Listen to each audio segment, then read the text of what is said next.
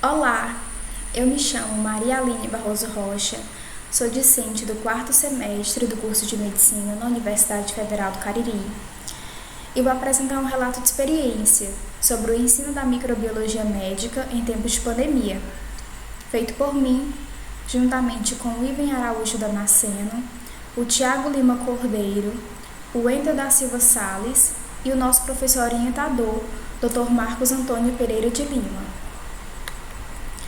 Em março de 2020, a Organização Mundial da Saúde declarou a pandemia do novo coronavírus e os serviços não essenciais tiveram de ser suspensos.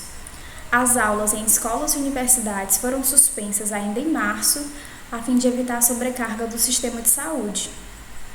Então, o ensino médico ele precisou se readaptar, necessitando adequar a extensa carga horária teórica e prática à nova realidade de ensino remoto e de isolamento social. Portanto, o ensino da microbiologia médica também teve de ser reformulado e adequar-se ao ensino remoto. Esse relato ele visa mostrar a experiência do ensino da microbiologia médica e das atividades de monitoria vinculadas ao programa de iniciação à docência ao longo deste ano de 2020. Foi feita uma análise qualitativa das práticas didático-pedagógicas aplicadas nas atividades de monitoria de microbiologia médica do curso de graduação em medicina na Universidade Federal do Cariri. Na Universidade Federal do Cariri, o calendário acadêmico de 2020 foi suspenso e foi instituído um período letivo especial, em que as aulas teóricas de 2020.1 retornaram em setembro do mesmo ano e as aulas práticas ficaram adiadas para o ano seguinte. No entanto, no curso de medicina, as aulas retornaram com um mês de antecedência. A microbiologia médica, enquanto componente curricular, ela está presente em 2 módulos do 3º semestre do curso de medicina. No módulo de processos patológicos gerais, em que ela se apresenta em 4 aulas teóricas e 1 aula prática, e no módulo de relação parasita-hospedeiro, em que ela corresponde a cerca de 50% da carga horária, dividida com a disciplina de parasitologia médica. Durante esse período letivo especial, a limitação principal foi adaptar as aulas teóricas para elas funcionarem sem as aulas práticas, que ocorriam em média 2 vezes por semana e funcionando como consolidação do aprendizado. Então, foi necessário readaptar o ensino da microbiologia a um período sem práticas e readaptar a participação dos monitores nas aulas, visando os objetivos do PID, que é o estímulo dos discentes do ingresso à docência. As atividades realizadas, elas foram pensadas com o intuito de concretizar o processo de ensino e aprendizagem. Então, foi criada uma sala de aula virtual para as atividades de monitoria, na plataforma Google Sala de Aula, e foram ministradas monitorias sobre estafilococos e a visualização bacteriana, com o método de coloração de Gram, sobre o controle de populações microbianas e as noções de biossegurança, e sobre as micobactérias e o método de coloração de Zio-Nielsen, na plataforma Google Meet. Foram feitos formulários sobre os conteúdos das monitorias, colocados no Google Sala de Aula e Google Forms, e além disso, foi disponibilizados vídeos dos processos práticos das colorações de Gram e das colorações de Zio-Nielsen no Google Sala de Aula e no YouTube. Durante o período letivo especial, surgiram algumas dificuldades no processo de ensino e aprendizagem. A redução da assiduidade dos discentes não foi considerada relevante quando comparada à assiduidade do modelo presencial.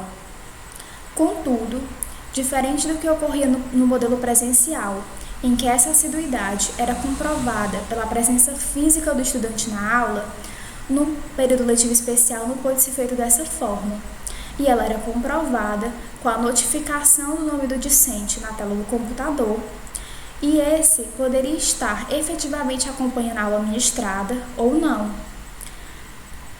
visto que em sua maioria eles não ligavam as suas webcams, inviabilizando essa comprovação por parte do monitor. A pontualidade dos discentes também não foi considerada um problema relevante, fato sugestivo da maior comodidade proporcionada aos estudantes durante o período letivo especial. Em contrapartida, notou-se que a busca por informações e elucidação das dúvidas durante as atividades de monitoria online foi reduzida quando comparado ao modelo presencial.